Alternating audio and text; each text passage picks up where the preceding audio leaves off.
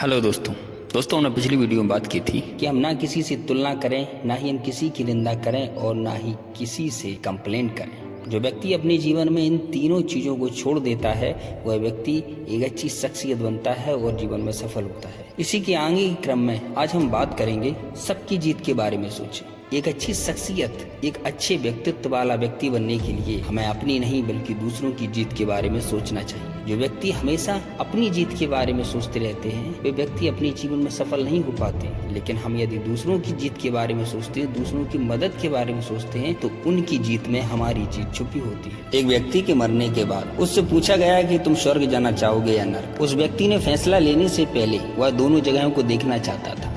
वह देखना चाहता था कि क्या अंतर होता है स्वर्ग और नर्क में। सबसे पहले उसे नर्क ले जाया गया। वहाँ पर उसने देखा एक बड़े से हॉल में एक बड़ी मेज पे तरह तरह का खाना रखा हुआ है। खाने की बहुत सी चीजें रखी हुई हैं, लेकिन उस मेज के चारों ओर बड़े ही उदास और निराश व्यक्ति बैठे हुए हैं। ऐसा लगता है कि जैसे वो भूखे हों। और एक और गौर करने वाली बात थी कि उन सब के हाथ में 4-4 फुट लंबी छुरियां और चाकू बंधे हुए थे। वे उस मेज से खाना उठाकर खाने की कोशिश कर रहे थे, लेकिन दुर्भाग्य से वो खा नहीं पा रहे थे। इस कारण से वो काफी भूखे और कमजोर लग रहे थे। उसके बाद उसे स्वर्ग ले जाया गया। वहाँ पर भी लगभग ऐसी स्थिति थी। एक मेज पर बहुत सारा खाना रखा हुआ था और उनके चारों ओर जो व्यक्ति बैठे हुए थे उनके हाथों में 4-4 फुट लंबी चाकू और छुरियां बंधी हुई थी। लेकिन वो बड़े खुश और उत्साहित लग रहे थे क्योंकि वो खाना उठाकर खुद नहीं खा रहे थे बल्कि वो दूसरों को खिला रहे थे। इससे वो भूखे भी नहीं थे। नतीजा यह था कि खुशहाली, समृद्धि और आनंद और संतुष्टि थी। वे लोग सिर्फ अपने बारे में नहीं बल्कि दूसरों के बारे में सोच रहे थे। यही बात है हमारे जीवन में भी लागू होती है। जब हम अपने